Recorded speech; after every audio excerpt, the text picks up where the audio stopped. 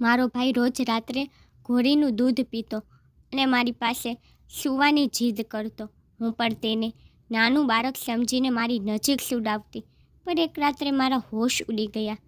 જ્યારે હું ઊંઘમાંથી જાગી ત્યારે મારો ભાઈ મારી ઉપર મારી ચીસો કાઢી નાખી.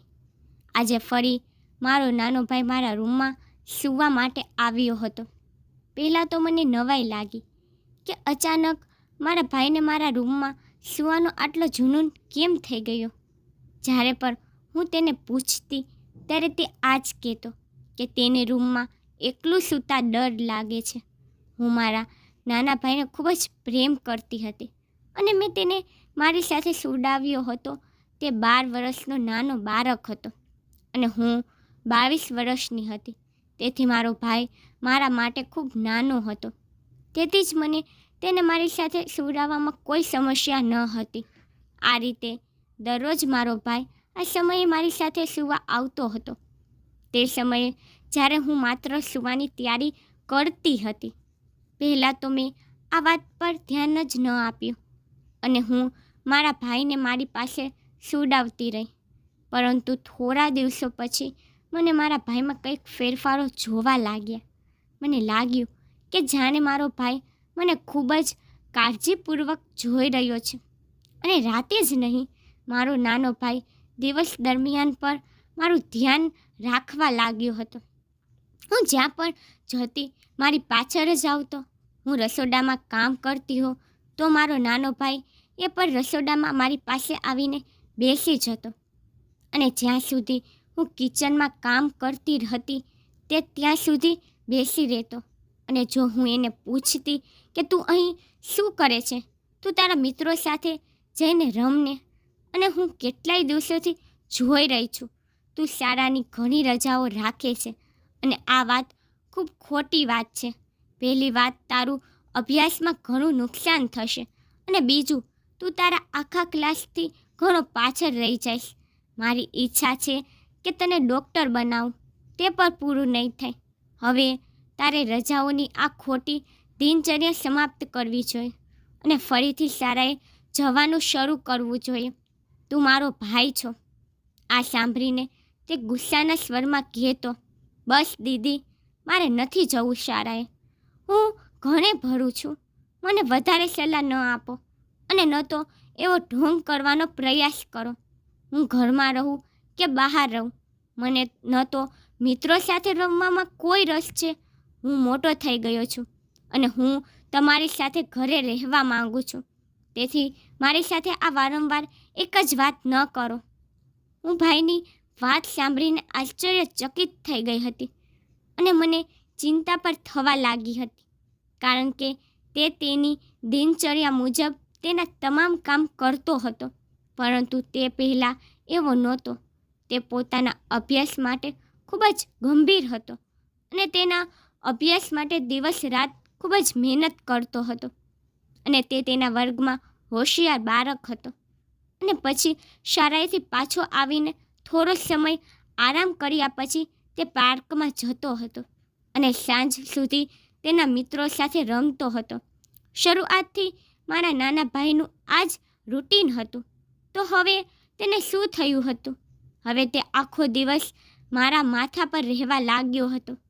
એટલું જ નહીં, મેં નોટિસ કર્યું હતું કે તે ઘરે બેસીને મારા પર નજર રાખતો હતો અને હું તેની આંખો મારી અંદર ઘૂસતી અનુભવી શકતી હતી. તે અંદરથી મારી તપાસ કરવા માંગતો હોય. તેથી જ આ વાત મને પરેશાન કરતી હતી. અને પછી જે કામ તે મોડી રાત્રે શરૂ કર્યું હતું તે હવે મને પણ નર્વસ કરી રહ્યું હતું. જ્યારે હું સૂવા માટે તૈયાર થતી ત્યારે મારો નાનો ભાઈ મારા રૂમમાં આવતો અને મને કહેતો કે મારે તમારી સાથે સૂવું છે. પહેલાં તો હું તેને નાનું બાળક સમજીને મારી પાસે સુડાવતી હતી. પણ જ્યારે મેં નોટિસ કર્યું કે તે રાત્રે મારી પાસે આવતો ત્યારે તેની હાલત ખૂબ જ વિચિત્ર લાગતી. તેની આંખો લાલ લાગતી અને વિચિત્ર રીતે તે અસ્વસ્થ હોય તેવું લાગતું હતું. અને મને તેની આંખોમાં પર કંઈક અલગ જ લાગતું હતું. અને આ વાત મને ખૂબ જ પરેશાન કરતી.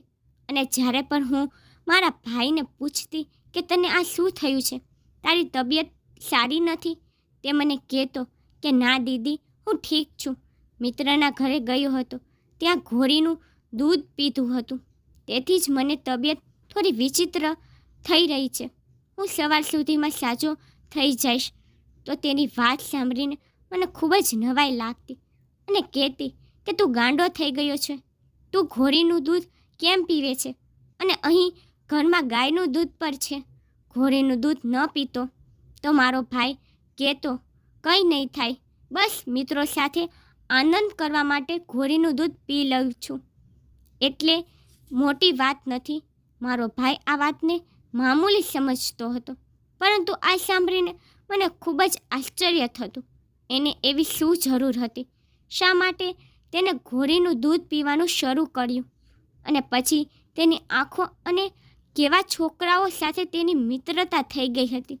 તે ઘોડીનું દૂધ પીતો હતો અને આ વાતને નાની સમજતો, પરંતુ હવે મારો ભાઈ મોટો થઈ રહ્યો હતો. હવે હું તેને ગમે તે વાત પર રોકતી તો તે મારી સાથે ઝઘડો કરવા લાગતો. તેથી હું તેને કંઈ વધારે ન બોલતી, પરંતુ છેલ્લા કેટલાક દિવસોથી તેનું વલણ ઘણું બદલાઈ ગયું હતું અને હું મારા નાના ભાઈથી ખૂબ જ ડરી ગઈ હતી.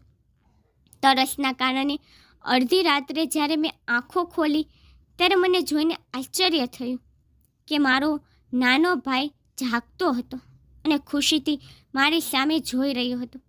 આવી રીતે મારી સામે જોઈને તેને મને ઘણી મુશ્કેલીમાં મૂકી દીધી હતી. હું મારા ભાઈથી ખૂબ જ ડરવા લાગી હતી અને પછી એક દિવસ મેં તેને કહ્યું, હવે તું મોટો થઈ રહ્યો છો, તું તારા રૂમમાં સૂઈ જા. મારી વાત સાંભળ્યા પછી તેને ગુસ્સામાં કહ્યું, ઠીક છે, જો હું મોટો થઈ જ ગયો છું તો હું આ ઘર છોડીને જ ચાલ્યો જાઉં. પછી તમને મારી પાસેથી કંઈ પરેશાની થશે નહીં. મારા નાના ભાઈની આ વાતો સાંભળીને હું ધ્રુજવા લાગી હતી અને પછી મેં તરત જ તેને કહ્યું, ના, ઘર છોડવાની વાત ન કર. જો તારે મારી સાથે સૂવું હોય અને મારી સાથે રહેવું છે તો તું એમ જ કર. હું તને કંઈ કહીશ નહીં.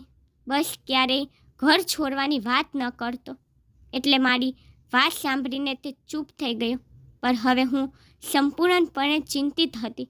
હું તેની ક્રિયાઓ અને તેના વિચારોને બિલકુલ સમજી શકતી ન હતી. તે શું વિચારતો હતો અને બીજા કયા કામમાં તે સામેલ હતો તે હું સમજી શકતી ન હતી. પણ તેની હરકતો મને બહુ વિચિત્ર લાગવા લાગી હતી. હવે હું મારા નાના ભાઈના નજરોથી પરેશાન થઈ ગઈ હતી.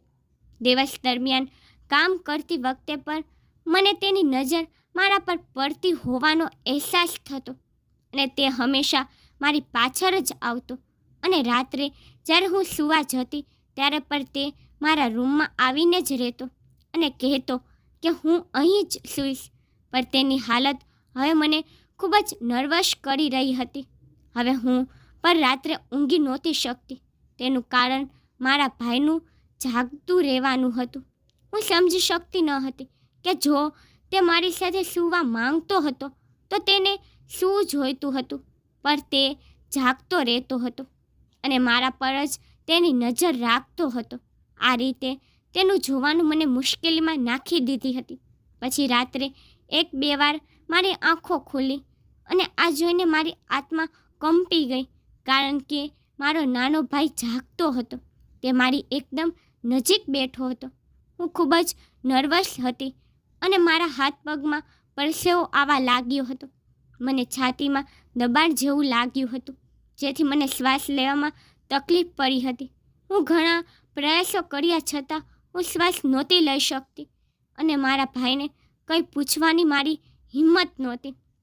તે શા માટે જાગતો રહે છે અને તેને શું જોઈએ છે અને તે શા માટે મને જોતો રહે છે તે હું સમજી શકતી ન હતી.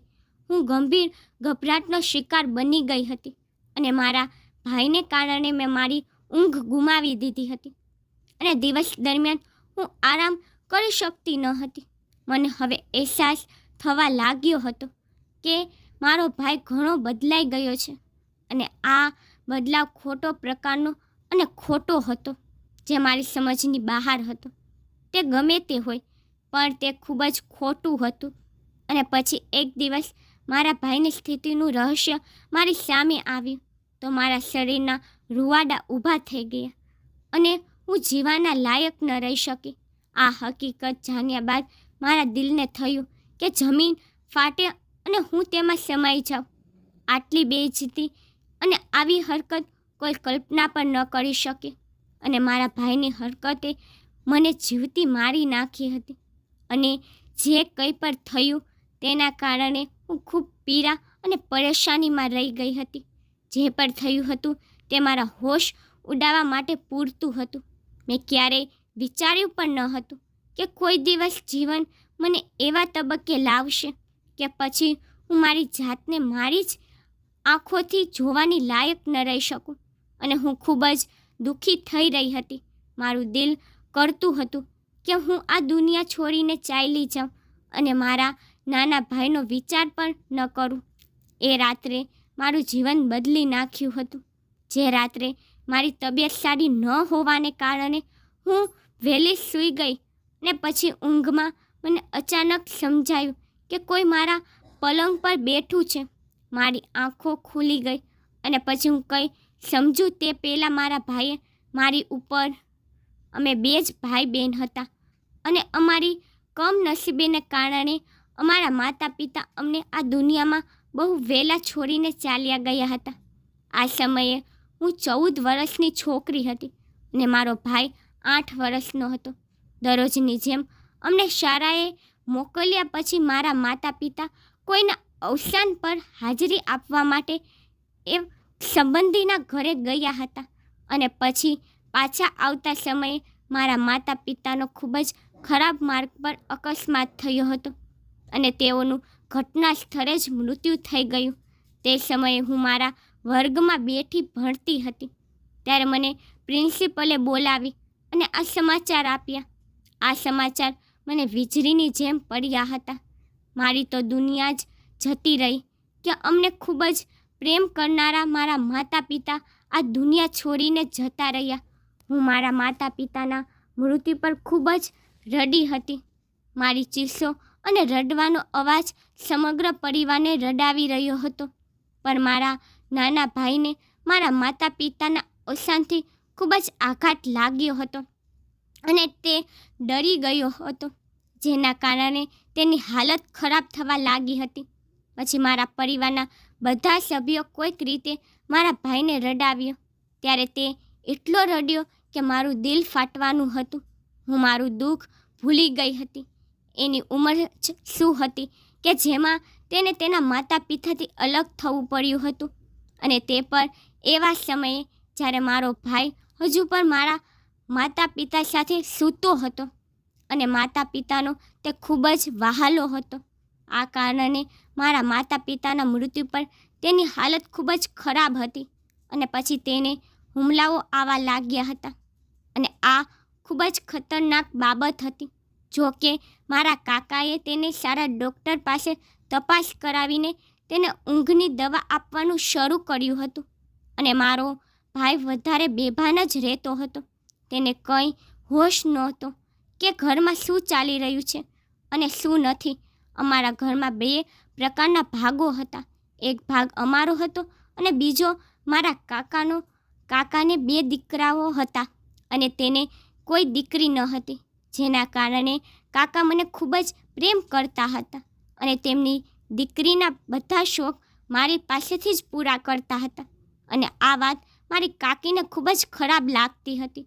તેમને લાગતું કે હું તેમના દીકરાઓની જગ્યા લઈ લઈશ. પણ મારી કાકીના બંને પુત્રો મને ખૂબ જ વહાલા હતા અને તેમને મારું કાકા સાથે વાત કરવામાં કોઈ વાંધો નહોતો. પરંતુ મારી કાકી આ દરેક બાબતને કારણે મને નફરત કરવા લાગી હતી. પણ મારી માતાના કારણે તે કંઈ બોલી શકી નહીં, કારણ કે મારી માતા એક શ્રીમંત પરિવારની દીકરી હતી અને એક સરકારી કોલેજની હેડ પણ હતી, જેથી તે મારી માતાની સરખામણી ન કરી શકે, જેના કારણે મારી કાકી મારી માતા સામે દબાયેલી હતી. પરંતુ મારા માતા પિતાના મૃત્યુ પછી તેને પોતાનો ગુસ્સો બહાર કાઢવાનો મોકો મળ્યો હતો. એટલે જ જ્યારે પણ કાકા અમારી તરફ આવતા ત્યારે કાકી પર તેમની પાછળ આવતી અને મને ઘણી બધી વાતો સંભળાવતી કે હું બાળક નથી, મોટી થઈ ગઈ છું, મારું અને મારા ભાઈનું ધ્યાન રાખું અને ઘણી જવાબદારી પર ઉપાડી લઉં. મને કાકીના શબ્દો ઘણા દુઃખ આપતા હતા અને કાકીની વાતથી ખૂબ જ નારાજ થઈ જતા, પણ કંઈ બોલી શકતા નહોતા કારણ કે કાકી ખૂબ જ પછતાતા હતા અને તેમને કંઈ કહી શકતા ન હતા કે તે તેમની પસંદગીની પત્ની હતી. ત્યારે હું મારા માતા પિતાના મૃત્યુના આઘાતમાંથી બહાર પર આવી નહોતી, જ્યારે મને મારા ભાઈની સ્થિતિ તેમજ મારી કાકીના દર્દભર્યા શબ્દોએ મને આખી રીતે ભાંગી નાખી હતી અને તેના કારણે હું ખૂબ જ પરેશાન રહેતી હતી અને રાત દિવસ રડતી રહેતી હતી અને મારા માતા પિતાને ખૂબ જ યાદ કરતી હતી કે તેમના જીવનમાં અમે અમારી જિંદગી કેટલી સારી જીવતા હતા, પરંતુ હવે અચાનક અમારી પરિસ્થિતિ પલટાઈ ગઈ હતી અને મારે આ ઉંમરે જીવનના કડવા સત્યનો સામનો કરવો પડ્યો હતો. મારી કાકા પણ અમારા કારણે ખૂબ જ પરેશાન હતા કારણ કે તે અમને બંને ભાઈ બહેનથી ખૂબ પ્રેમ કરતા હતા, પરંતુ કાકીના કારણે તે અમને બંનેને સમય આપી શકતા ન હતા અને આ જ વાત તેને ખૂબ પરેશાન કરતી હતી. તેમના બાળકોથી અમે બંને નાના હતા, પરંતુ અમારી પરિસ્થિતિએ અમને એકલા કરી નાખ્યા હતા અને હવે કાકીનો ધિક્કાર દિવસે ને દિવસે વધતો જતો હતો અને પછી કાકાએ આ મુદ્દાનો એક ઉકેલ શોધી કાઢ્યો અને તેના નાના પુત્ર સાથે મારો સંબંધ નક્કી કર્યો. આ વાત સાંભળીને કાકીએ ખૂબ જ ઝઘડો કર્યો, મને પર ગાળો આપી અને કહ્યું કે આ સંબંધ કોઈ પણ સંજોગોમાં થશે નહીં. પરંતુ જ્યારે કાકા રાજી ન થયા તો તે ગુસ્સે થઈને તેના માતા પિતાના ઘરે ચાલી ગઈ. હવે જ્યારે કાકા તેમના નિર્ણયથી પાછા નહીં ફરે અને તેમની સ્થિતિ સુધારશે નહીં અને બીજે ક્યાંક શિફ્ટ થવાનું વચન તેને આપશે ત્યાં સુધી તે પાછી નહીં આવે. તેમના જવાથી કાકા પર ખૂબ જ ખરાબ અસર પડી કારણ કે તે તેની પત્નીને ખૂબ પ્રેમ કરતા હતા અને તેની પત્ની તેના માયકે ચાલી ગઈ હતી. માયકે જવાથી તેના બંને પુત્રો પણ ખૂબ જ પરેશાન હતા કારણ કે તેઓને પણ તેમની માતા વિના રહેવાની આદત નહોતી. કાકાએ કાકી સાથે વાત કરવાનું નક્કી કર્યું અને મારા મામાને બોલાવીને તેમની દેખરેખ હેઠળ આખું ઘર વેચી દીધું અને અમારો હિસ્સો મારા મામાને આપી દીધો અને તેનો ભાગ લઈને અલગથી ઘર ખરીદ્યું. અને જતાં પહેલાં મામાએ કાકાની ગેરહાજરીમાં એક એવું કામ કરીને ગયા હતા જેમની કાકાને પણ ખબર ન હતી. બસ તે તો આ કામથી ખૂબ જ ખુશ હતા કારણ કે કાકી ખુશ હતા. પછી કાકાને ગયા પછી મામાએ તેમના મોહલ્લામાં અમારા માટે એક ઘર ખરીદ્યું અને અમે બહેન ભાઈને ત્યાં શિફ્ટ કરી નાખ્યા હતા. તે પછી કાકા દરરોજ અમને મળવા આવતા અને અમારી દરેક જરૂરિયાત પૂરી કરતા હતા, પરંતુ મામી અમને તેમના ઘરે લઈ ગઈ નહીં કારણ કે કાકીની જેમ તેમની પત્ની પર અમને પોતાની સાથે રાખવા તૈયાર ન હતી. આટલી નાની ઉંમરે જ અમે બંને બહેન ભાઈને એકલું રહેવું પડ્યું હતું, પરંતુ હવે મેં મારી જાતને મજબૂત બનાવવાનો પૂરો પ્રયાસ કર્યો હતો જેથી હું મારા ભાઈને જાતે જ કાળજી રાખું અને કોઈની મદદ ન લઈ શકું. પછી હું ઘરે રહીને પ્રાઇવેટ અભ્યાસ કર્યો અને પછી MA કર્યું અને તે પછી મારા અભ્યાસને અલવિદા કહ્યું. પછી હું મારા ભાઈની તરફ ધ્યાન આપવા લાગી હતી. મારા ભાઈએ કડક દવાઓને લીધે તેનું બાળપણ લગભગ ગુમાવી દીધું હતું. તેને ફક્ત માતા અને પિતાની થોડીક વાતો યાદ હતી અને તે બીજું બધું ભૂલી રહ્યો હતો.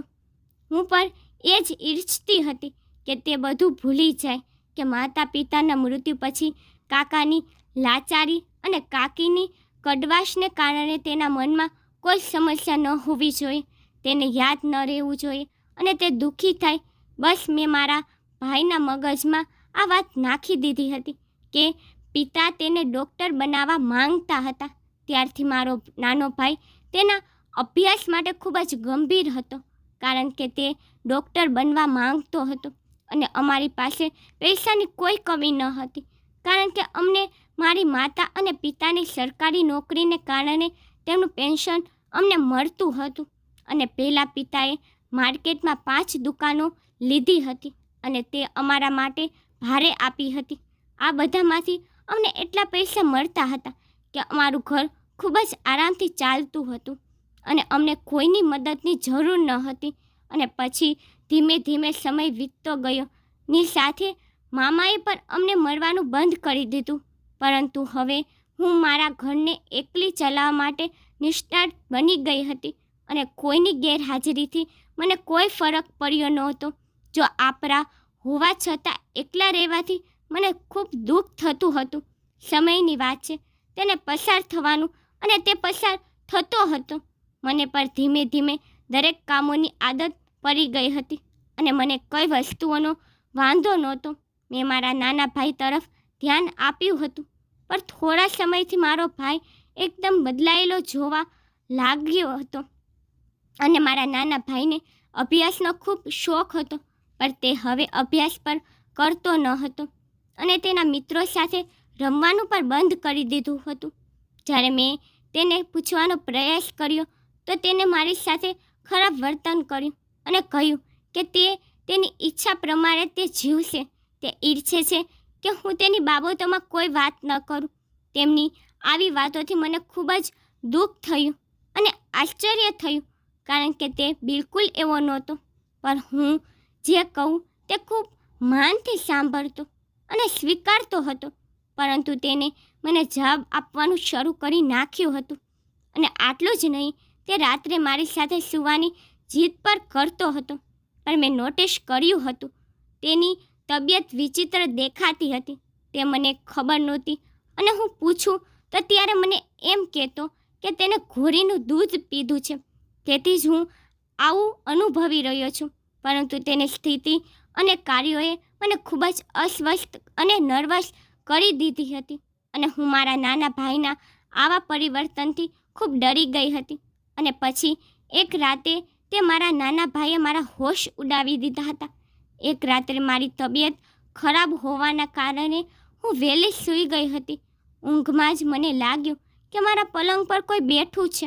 પછી મેં મારી આંખો ખોલી અને મારા ભાઈને મારી એકદમ નજીક બેઠેલો જોતાં જ મારી ડરી ગયેલી આંખો પહોળી થઈ ગઈ.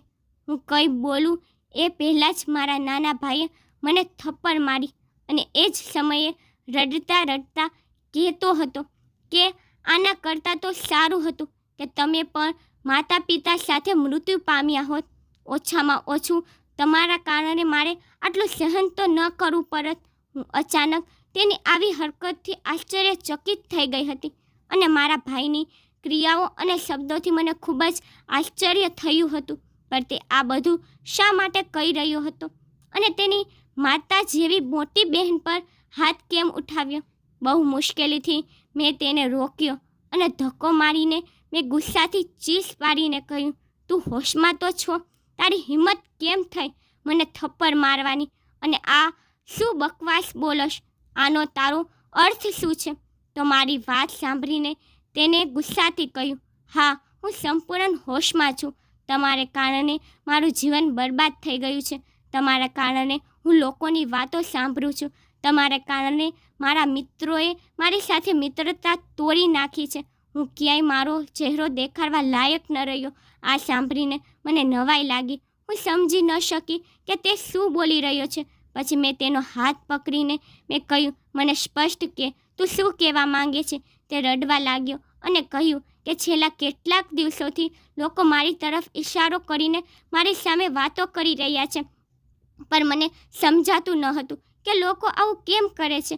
અને પછી એક દિવસ હું મારા મિત્રો સાથે રમવા ગયો ત્યારે મારા મિત્રોની માતાએ મને એમ કહીને ભગાવી દીધો કે તું ચરિત્રહીન બેનનો ભાઈ છે અને તારી સાથે મિત્રતા કરવાથી અમારા છોકરાઓ પણ બગડી જશે, કારણ કે કોઈ છોકરો તારી બહેનને એકલો મળવા આવે છે અને જ્યારે તું શાળામાં અને રમતના મેદાનમાં હોય છે ત્યારે તે છોકરો તારા ઘરે આવે છે અને તારી બહેન સાથે ઘરે એકલો સમય વિતાવે છે. અને હવે તમારા કારણે આડોશ પાડોશના છોકરાઓ પણ મને હેરાન કરવા લાગ્યા છે. મારી શાંતિ ખોવાઈ ગઈ છે. હું ન તો શાળાએ જઈ શકું છું કે ન તો રમી શકું છું, અને આ બધું તમારા કારણે થયું છે. મને કહો કે તે કોણ છે? મારા ભાઈની વાત પર મને ગુસ્સો આવવા લાગ્યો. મેં મારા ભાઈને માટે શું નથી કર્યું, અને તે જ મારી સાથે આ બધું કરી રહ્યો હતો. મેં તેને કશું કહ્યું નહીં, અને તેની સામે જ પહેલી વાર મેં કાકા અને મામાને ફોન કરીને આખી હકીકત જણાવી.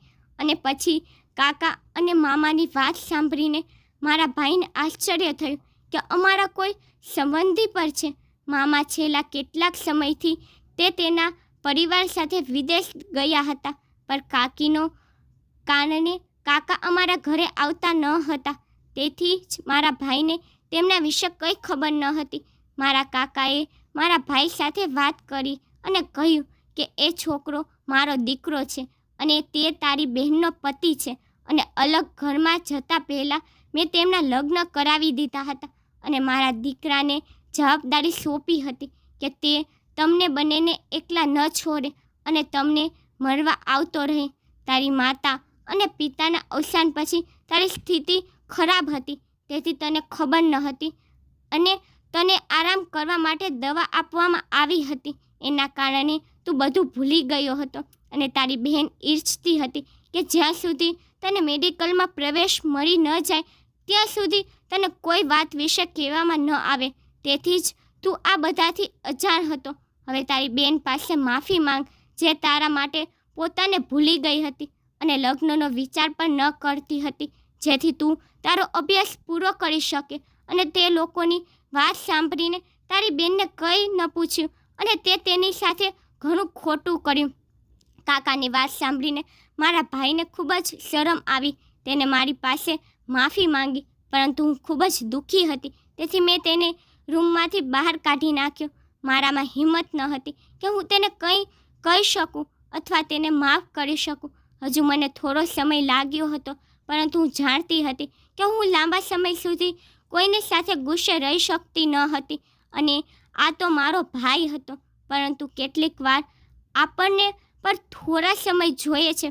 ભૂતકાળની વાતો ભૂલીને આગળ વધવા માટે હું પણ મારી જાતને સમય આપવા માંગતી હતી. આ સાથે મેં મારા ભાઈને માફ કરી દીધો હતો, અને હવે હું મારા પતિ સાથે અને મારા ભાઈ સાથે એક જ ઘરમાં રહેવા લાગી હતી. અને કાકાને પણ આ વાતની જાણ થઈ ગઈ હતી. કાકાએ મારા લગ્ન તેમના પુત્ર સાથે કર્યા હતા, અને કાકીએ પણ મને સ્વીકારી લીધી હતી. મિત્રો, તમને મારી સ્ટોરી પસંદ આવે છે તો લાઈક, શેર, સબસ્ક્રાઈબ જરૂરથી કરી નાખજો. તમને મારી સ્ટોરી કેવી લાગી મને કોમેન્ટમાં જરૂરથી કહેજો.